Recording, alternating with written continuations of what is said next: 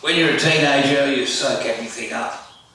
And after my piano tuning teacher, Ian McMaster, showed me the minor blues scale, well, that just blew my mind. And I started listening to jazz and all sorts of progressive rock. I remember there was Uriah Heep and Jimmy Smith, and I even got involved in some classical pieces because progressive rock does have elements of classical music in it. Even though I don't read music today, and I haven't read for many years, I did learn for a little while from the Reverend Gordon Cannon Smee here in Orange, and I had weekly lessons with him on the Hammond E organ, and after a few months he had me playing 6-part Bach, 2 on the right hand, 2 on the left, and both with foot pedals. And that's how I worked up, but of course I didn't keep that going, and we finished lessons, but out of that came 3 pieces that I really stuck to, and I've stuck to all these years, and they have influenced my songwriting. One of them is Debussy and his piece, The Engulfed Cathedral. The other is Grieg, March of the Dwarfs or March of the Trolls. And of course the third one is Bach, J.S. Bach. I did learn Prelude C minor and Fugue, D minor Fugue. Those 3 pieces have been my greatest classical influences.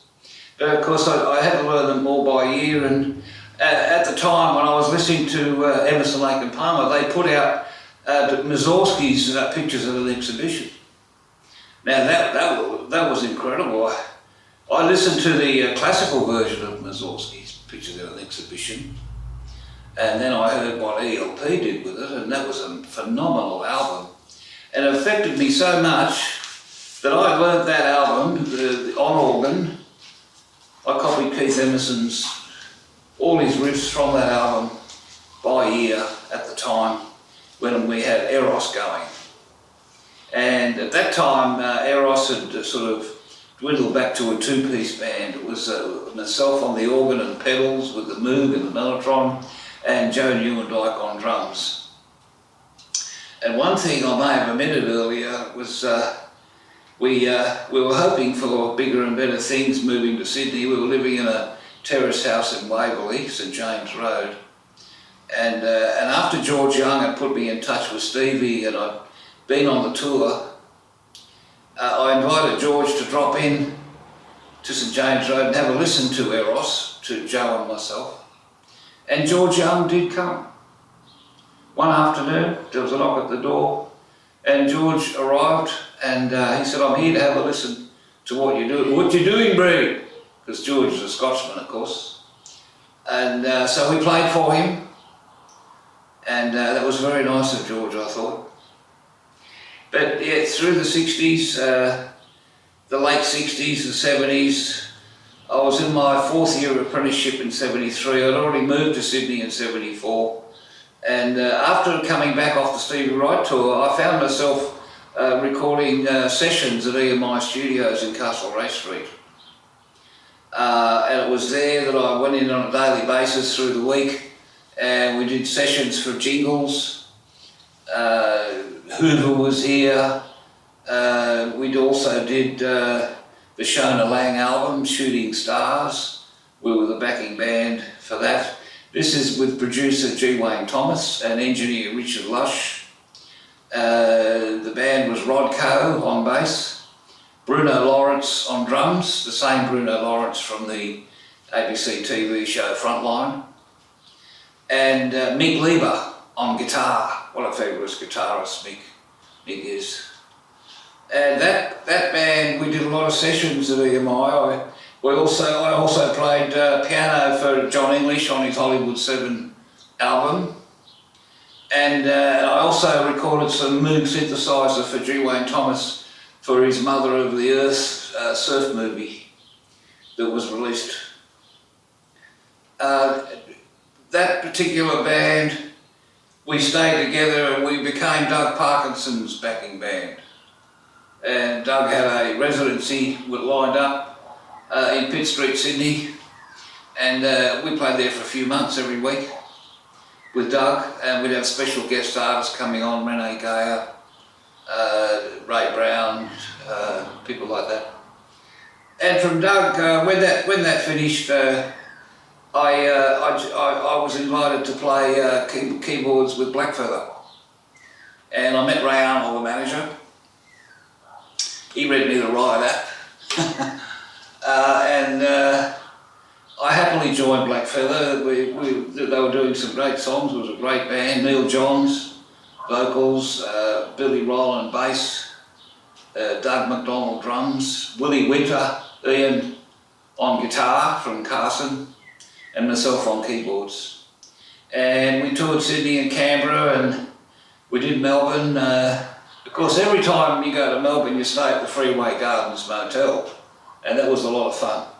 All the rock bands, well, not all, but a lot of the rock bands used to stay there. Whenever there was gigs in Melbourne, we were on the road, we'd stay at the Freeway Gardens Motel.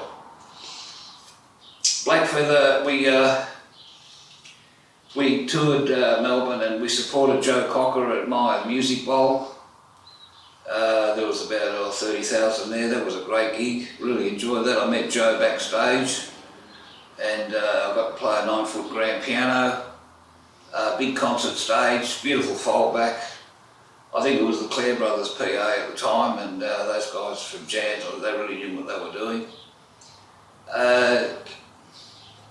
So much to remember. We also played, that was the first lineup of Blackfeather I was in. That finished, and then soon afterwards, Neil Johns phoned me and said, I've got another lineup of Blackfeather coming through, and this one's got Stuart Fraser on guitar, Lee Brosman on bass, and Warwick Fraser, Stuart's brother, on drums. And they wanted me on keyboard, so I did that. And again, we hit the road, of course, Sydney, Canberra, Melbourne, and we played at the Hard Rock Cafe in Melbourne. In those days, the Hard Rock Cafe was about 4 or 5 stories.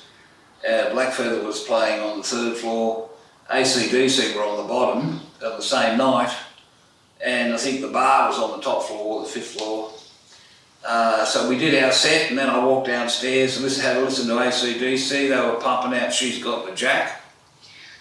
And then I went up to the bar. I was drinking in those days. And I pulled up next to the bar, next to this quite lovely, attractive woman.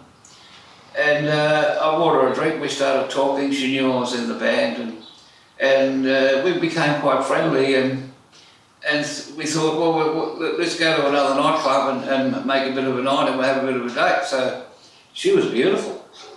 So I walked out of there. She put her arm in my arm, and we walked out of there.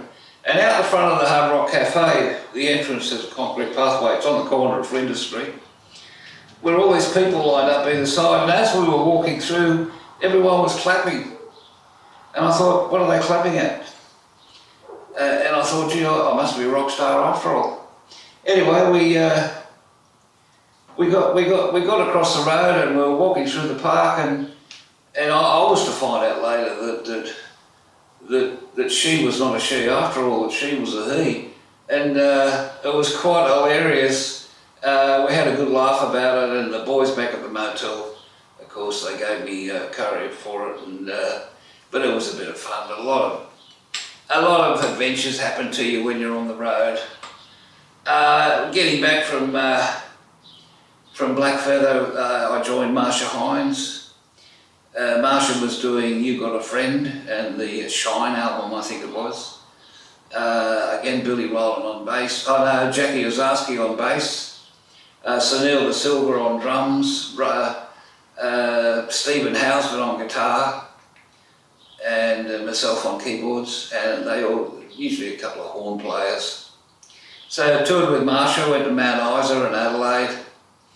Did a lot of touring. Through the end of this, when that all finished, I wanted to have a break from motel rooms and aeroplanes and travelling and on the road. So I got a residency at the Tivoli Theatre in George Street, playing the white grand piano in the interval when the rock bands had a break. Because in the late 70s they had rock bands there, the Triffids, and a lot of different bands from that era. So I did that for a while, and then the 80s sort of rolled around, and I got in touch. I met Ralph Marshall. Ralph's a great bass player, and Ralph and Greg Grant had a band called Tropical Penguins, and I offered to form a new band with them called 98 Degrees, and we did a lot of funk gigs. We got into the funk because, of course, in the 80s was quite a funk sort of era. We weren't programming, we were playing real drums and music, but the R&B, 80s funk. And we had a lot of backing singers. Denny Hines was one of our backing singers. Karen Mitchell as well. We played up at the Cross. We had residencies at Springfields or the Mansell Room. We also played at the Cardona Cafe regularly. And I remember late nights coming out of the Mansell Room and going to Barron's nightclub upstairs there and playing backgammon till all hours. I remember doing some gigs with Leo de Castro at around midnight. The around midnight venue, the gig started at midnight and went till about 4 in the morning. And Tui on guitar and I think it was Billy Ryan on bass. But I learned a lot from the musicians that I work with. They taught me all about feel, soul, timing, and it was, the 80s was an interesting era. I grew my hair up in the air like everybody else. 98 Degrees, we recorded a single called Dream On. We made a video clip. Les Karski produced the single at Albert Studios. And we got a recording deal with Moira Bennett with Mighty Boy Records. Mighty Boy was out through Virgin at that time. Moira, I think, was the former CEO of Virgin Australia. And so we were doing gigs along with that. We also went on Star Search. That was with Kieran Mitchell on backing vocals, Ralph Marshall and myself. We went really well on Star Search. We were all headed to win when the Umbilical Brothers came on. And they'd won their heats, and we ended up at the last show up against the Kids Dancing, Umbilical Brothers or 98 Degrees, and of course the Umbilical Brothers knocked us out because they're a world famous, fabulous team. But that was all experience, you learn as you go. In 89, 90, 91, 98 Degrees finished and it became 93D. 93D, we recorded a single that I wrote called Suspicious, and I entered that single in the WROC BMG World Copyright Song Competition, and it was the Australasia version, and musicians from all over Australia. I think there was almost 3,000 entries, and I entered Suspicious in the competition, and lo and behold, I won. It was a dance song, so I won the dance category, and I also won the outright category.